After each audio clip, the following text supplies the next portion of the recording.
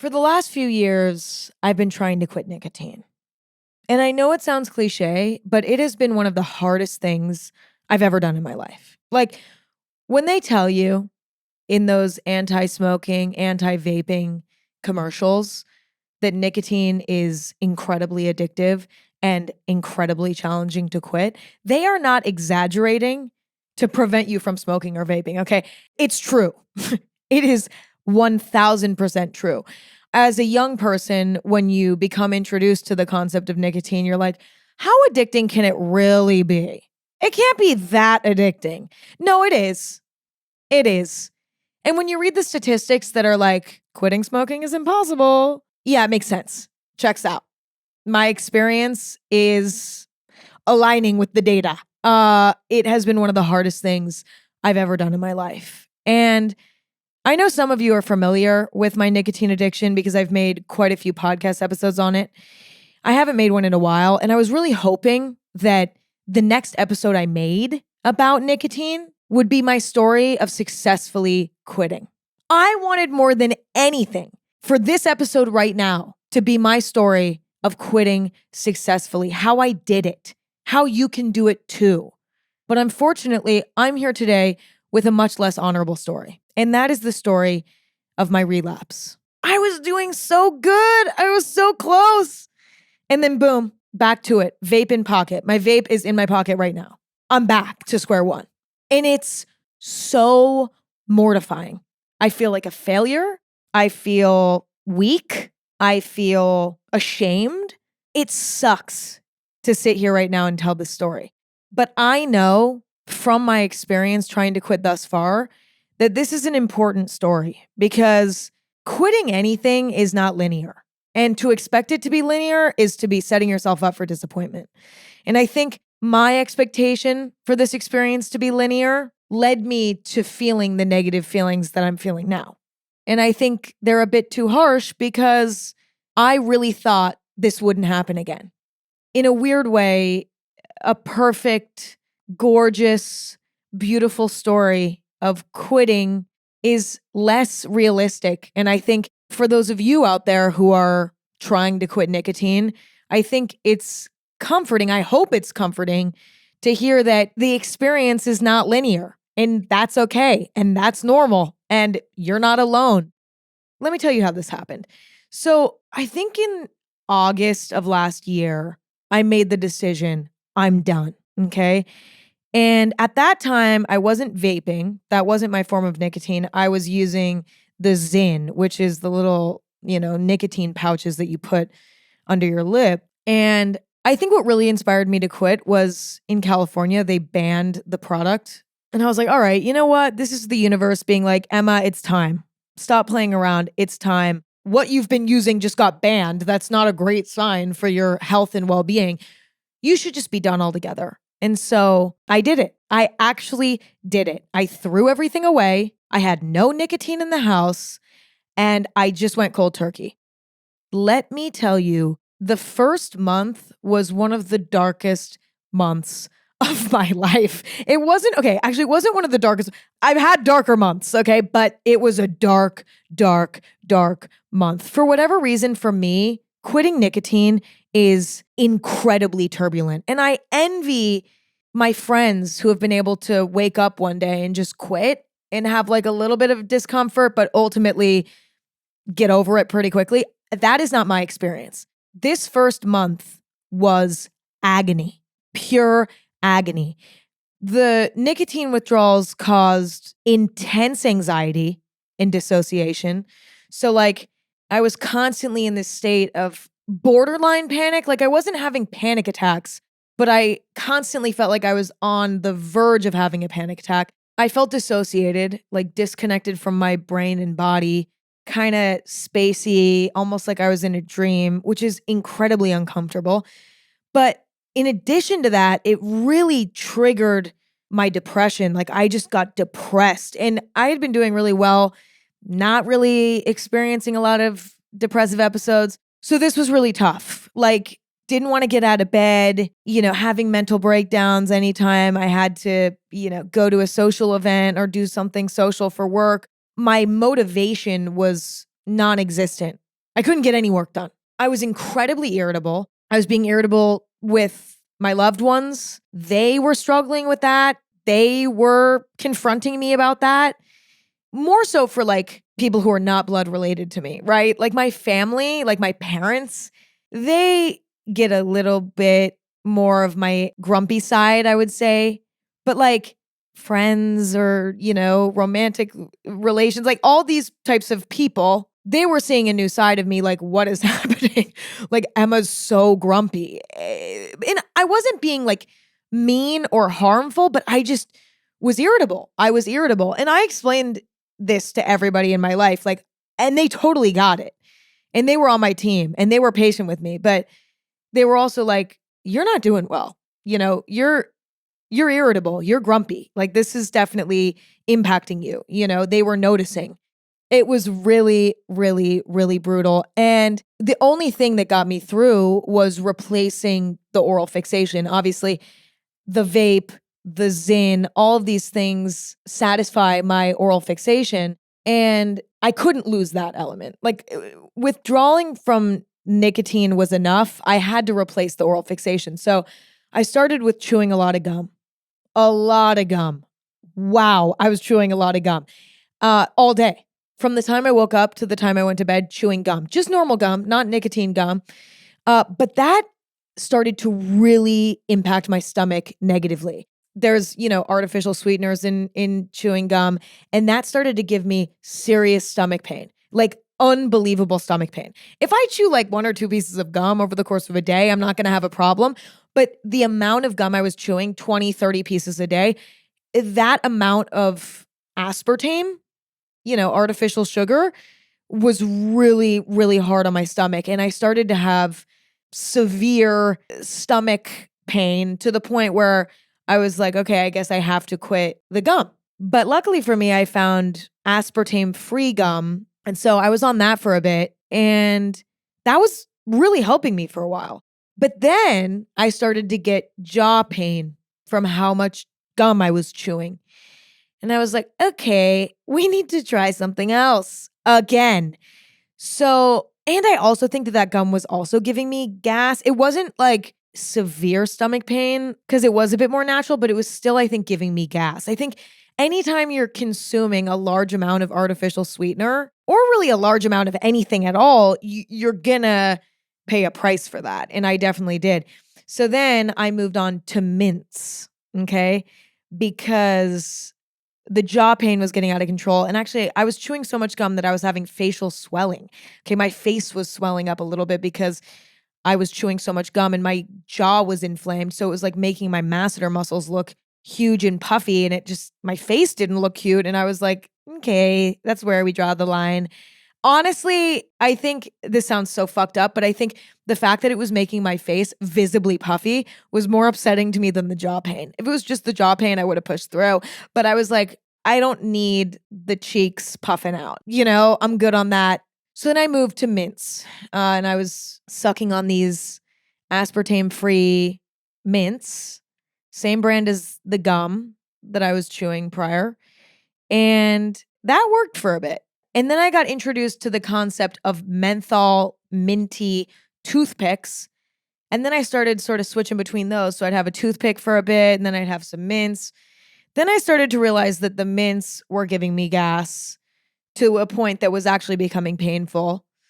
And I was like, why are all these things giving me gas? Like, this is insane. It was so frustrating to me because I was doing so well. At this point, it had been a few months since I had had nicotine and I was successfully off of it. Obviously I was replacing it in a very extreme way, but technically I was off of it. I'm doing so well. Can the universe just give me something? Like, I'm doing well. Why am I being punished? It just felt so unfair in this industry. I think in all industries, but I think the entertainment industry in particular, there's a lot of nicotine around. Like, if I'm on set for something, like shooting a project, it could be an editorial shoot or like commercial, it doesn't matter. There is a vape somewhere. There's someone with a pack of cigarettes somewhere. Luckily, I don't get tempted by cigarettes, so that's never a temptation. But There's always a vape somewhere. There's someone with a Zyn somewhere. There's a lot of nicotine around. When I was working at home, it was pretty easy to resist temptation, but in certain working environments, it was kind of tough. We're all adults, and when we have like a 10-hour shoot day, there's something kind of nice about having a little nicotine during the little off moments. I don't know. It was hard to resist in these environments. But also even in social environments, right? So many young people are addicted to nicotine, and it's pretty easy to be like, hey, can I have a little bit of that? So there was a lot of temptation around. At first, I was really good at resisting temptation. Like when I'd gotten to a point where I wasn't really craving it anymore. I kind of missed it, but like it wasn't ruling my world anymore. At that point, I was pretty good at resisting temptation. I was also becoming aware of how good I felt without nicotine in my system. My anxiety was lower, my mood was better, I was thinking clearer. Like I just was experiencing all of these incredible things from not having nicotine in my system. And so it made it easier to resist temptation. But at a certain point, I started to cave. Here and there, I'd be like, hey, can I hit the vape? Hey, you mind letting me hit that? Hey. And I started having occasional little stints of having it, but I did not have my own. Absolutely did not have my own. That was unthinkable at that point. I was fully quit. But see, this was a slippery slope, right? Because one day of, hitting someone's vape and you're kind of back in it, you're kind of back in it. Like I would leave the person who had the vape and I'd be craving it. It would hurt a little bit. And for the next 24 hours, I felt a little bit off. It was almost like I was going through withdrawals again. Luckily, the withdrawal period would be shorter. It wasn't like a month long. Instead, it was like a day or two long. But I was still having that withdrawal period and it was uncomfortable. And it made me crave it more to the point where next time I had one available to me, I was like, ooh, I really want it. It was almost like I was slowly becoming addicted again.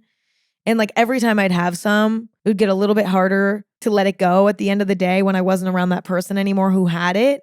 There wasn't a specific person at this point. It was just like whoever had one around me, right? It would get harder and harder to say goodbye to the vape, right?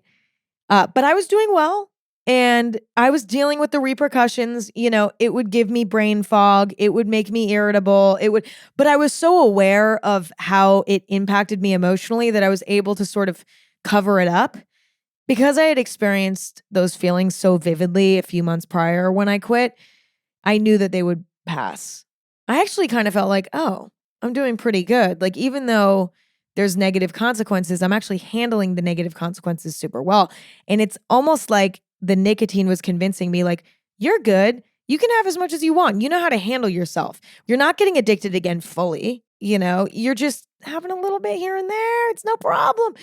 There's like something sinister about the way nicotine and anything addicting will convince you that it's okay that you can have it. You can have a little bit and not fully get addicted again. Or at times, even an addiction will sort of convince you that it's okay to be addicted. I've really experienced that with this nicotine addiction. Like when I was fully addicted, not even planning on quitting, I used to tell myself, everyone smokes. Like so many people smoke. Like, fuck it. Like, I don't care. Like, and by the way, this is harmful mentality. Okay. But this is how I was thinking. I was like, it's normal. Like, yeah, it's not good for you, but like, it's normal. So many people do it. And I'm a good person and I don't do a lot of bad things for my body. Like I exercise and I eat well and I don't, drink too much. Like I don't drink a lot of alcohol, all these different things. So I was like, I can have a little something, come on. And so that little voice started to creep back in as I'm starting to have more vape in my life. I briefly paused this episode to let you know that this episode is brought to you by hotels.com. I love to travel and I love staying at hotels. There's nothing I love more than walking into a fresh, clean hotel room and just absolutely exploding in it. Okay. Putting all my skincare in the bathroom, hanging all my clothes up in the closet, and really making myself feel at home. I also love going down in the morning for a buffet breakfast. But booking the right hotel can be hard work if you don't know where to look. Whether I'm traveling for work or for fun, I'm always looking for the best hacks and perks. And if you're like me, let me tell you, the easiest way to book is with hotels.com. Members save up to 20% and earn rewards on every stay. And the money I save on the hotel, I can spend on going out to dinner, maybe doing a little bit of shopping at the hotel gift shop. You know what I mean? Like, this could be you if you sign up at hotels.com. Become a member for free and save on hundreds of thousands of hotels at hotels.com. Now, let's get back to the episode. It got really bad when some people closer to me who I see more frequently got addicted. Okay. That's when it all went to shit. All went to shit. If there is somebody in your close vicinity who's addicted to something that you're trying to quit, it's tough. It's really tough. And I'll give myself credit for the first few months of this, this experience of having somebody in my life close to me being addicted who I see frequently. At first it was like, I can do this, like I will not let this ruin my progress. But it just got harder and harder. And over the course of a few months, I eventually was fully addicted again. And, I ended up getting my own and I felt disgusting about it. But the reason why I got my own was because whenever I'd be around this person, I would use theirs and then they wouldn't be around anymore and I would have severe withdrawals. And then at a certain point, I'd see them again. I would feel better because I would have it and then I'd withdraw again. So I was almost constantly in a state of withdrawal. And that was just impossible for me emotionally. Like it was like every week I was like starting again and stopping again. And it was just too much. And it was getting in the way of things that I couldn't, I was like, I can't live like this. And so I ultimately relapsed. But here's the thing that's complicated, right? It's like, I am an adult, okay? I cannot ask the people in my life to quit things for my own benefit. I can't. I can ask people to not do things around me maybe or find a way to, but see, here's the problem. I didn't even want to do that because I was like, deep down, I want to have the vape. You know what I mean? Like I want to have a little moment with the vape. So I don't want to say, hey, can you not do that around me? Because then that means I don't get to have it anymore. That's my own battle. It is not anyone else's responsibility in this world to protect me from my own addiction. The truest test of the effectiveness really of your quitting is being around it and seeing if you can handle it. And it's very clear that I couldn't, but I allowed myself to be around it because deep down, I think I wanted it, And so this was my own fault. This is not the fault of anyone who had a vape around me at all. And we can all have different opinions about that. Some people might say, if you know that somebody quit nicotine, you should then hide your nicotine from them. I'm sorry. I don't want people to be walking on eggshells around me. I want people to be able to be free. If they want to fucking hit their vape and blow it in my face, they should. I want to be at a place with nicotine where I can resist temptation. I am not asking people to behave differently. Listen, again, if somebody were to come to me and say, I'm quitting nicotine, whenever I see it, it really makes me want it. Do you mind not doing it around me? I'd be like, duh, 1000%. I have no problem with doing that for other people. There is nothing wrong with others finding that that's the most effective way for them to quit. For me, I want to quit in a way where I can be around it. No one needs to change their behavior. That's what I'm striving for. Clearly, it didn't work for me. Okay, because here I am, vape in pocket. Now, here's where I'm at now, right? I'm dealing with a lot of negative emotions towards myself. I feel discouraged. It's hard in moments like this not to feel like a lost cause. Like, why even try to quit? What's the point if I'm ultimately just doomed for relapse? Like, why even try? I've been experiencing that. I've been experiencing low self-esteem because I sort of see myself as a failure. I feel ashamed of my lack of discipline. I catch myself looking down upon myself a lot. I've also experienced a lot of fear of karma in a way. Like, and this is sort of irrational, I think, and not actually necessarily healthy, but I'm just being completely transparent about the way I've been feeling. I think part of me feels like having this nicotine addiction is wrong. It's going to give me sort of a bad karma. But I think that that's rooted in some issues that I have with perfectionism and being the most morally perfect person so that nothing bad can happen to me. Like I have issues with that. And so I think that's sort of more of an Emma problem than something that maybe you might experience if you're going through the same thing. But I've experienced a lot of negative emotional responses as a result. But I also am fully like addicted to the substance again. Like there's no, the reason why I became addicted to it in the first place is because, it makes me feel good in a weird way. It also can make me feel sort of anxious. It can also make me feel sort of dissociated. But this time around, I've, chosen a specific vape product that has less nicotine in it. It's a lower percentage by probably about 50%. And so I'm experiencing less anxiety, less dissociation and stuff like that. And my addiction is a bit weaker, as a result, but it's still there. It's like if it made me feel completely horrible, I wouldn't be addicted again. So it does sort of make me feel good in a weird way.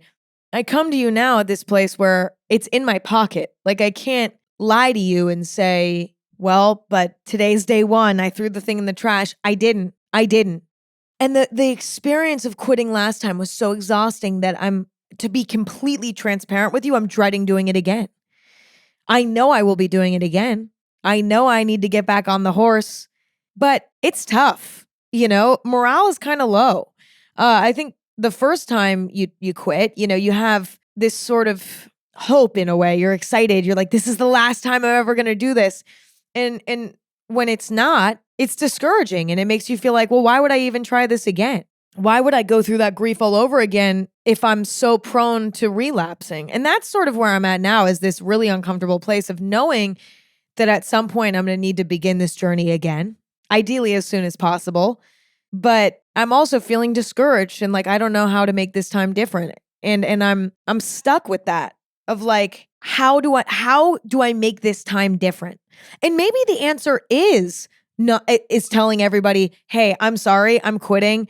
I need a year or two without vapes around me, without any nicotine around me. Like maybe that's the answer. I'm thinking about it. I don't necessarily want that to be the answer, but it might be. The answer might be, unfortunately, you just have to do the same thing over again. And next time, just be more disciplined about not hitting people's vapes. You know what I mean? I don't know what the answer is. And so I'm sitting here now thinking about it and trying to figure out how to make next time different. But I really think what the moral of this story is quitting isn't linear. Nothing in life is linear. And I'm not trying to put a positive spin on this to make an excuse for my relapse, if you will. Like, I'm not trying to make excuses. I'm not trying to like put a little cute bow on it and say, it's totally fine. Like, this is good. It's because it's not good, but it's also normal. It's complicated with something like this because on one hand, you don't want to almost be so gentle with yourself that you let yourself fall back into it. And you're so gentle with yourself that you're like, you know what? It's okay. Like, I don't need to quit again. Like, you should feel a level of frustration with yourself, I think, when you fail, right? You need to feel a little bit of negative emotion, but you don't need to feel so much negative emotion that it's like impacting your self-esteem and it's impacting the way you see the world. It's like making you pessimistic. It's like making you depressed. It's like, that is not good. You should feel just enough negative emotion that you're like, okay, I want to do better next time. I want to better myself. I don't want, like, does that make sense? Like, you don't want to be so chill with yourself that then you have no reason to quit because you're cool with what you're doing. You know what I mean? But you also don't want to be so self-deprecating that you're destroying your mental state. So all of that to say, like, I'm not trying to present this in like a sweet, overly sensitive way. That's not the moral of the story. The moral of the story is not like, it's totally okay to vape. We should all do it. Like, that's not the moral of the story. The moral of the story is that for better or for worse, quitting, healing, all of these different things are not linear experiences.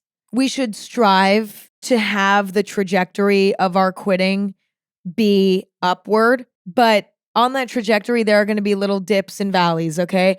And that's just inevitable. And what I'm trying to teach myself right now is like, this is an opportunity to prove to myself that I can do it, that getting back up and trying again, even when I feel completely discouraged, can lead to success. Like, failing a few times doesn't mean failure forever. I'm trying to get there, but it's tough. I'm trying to accept that this experience is not going to be linear, but it's tough. But I'm not giving up, like this journey, it'll last the rest of my fucking life if it has to, but I'm never going to stop trying to quit. Me being like, it is in my pocket, but I promise, I promise that I'm quitting. It's really hard. It's really hard. It's really fucking hard. And anyone who's ever been addicted to nicotine in a big way understands. It's no joke.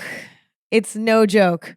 I feel like as a kid, I just scoffed at the anti-vaping, anti-smoking, infomercials about how addicting it is, how hard it is to quit, how it can cause a lifelong addiction that is impossible to quit. Like, I always was like, fuck off. Like, how addicting can it really be? The kids need to be listening to those infomercials. I swear, someone needs to create anti-vaping infomercials that don't cause kids to rebel. As a kid, I would see shit like that and I'd be like, shut the fuck up, which is douchey and rude.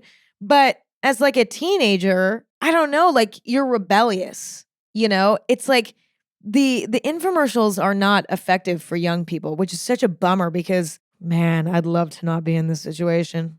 If you haven't ever ingested nicotine in your life, I tell you, don't do it.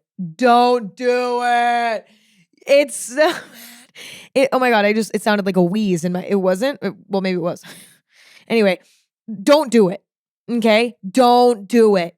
Don't try it. Don't do it. Anyway, y'all, I really wish I had like a really beautiful conclusion with this is what I learned and this is what you should do at home and this is what we can all do to make the world a better place and to stop consuming nicotine. You all wake up, people. We can do this. Like, I wish that was the conclusion. But here I am back at square one, confused and discouraged. But I hope that the next time we talk about this, maybe I have quit for good that time. All right.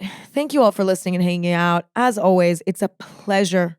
And there's new episodes of Anything Goes every Thursday and Sunday. So if you had fun, come back. Come hang out. Anything Goes is on social media at Anything Goes. I'm on social media at Emma Chamberlain. And my coffee company can be found anywhere at Chamberlain Coffee. Not like anywhere. We're not like in every store, but like anywhere you could like find a coffee company, like on the internet or whatever. Chamberlain Coffee. I love you all. I appreciate you all. We have fun together, and I'll have fun with you again in a few days. All right. I'll talk to you then. Bye.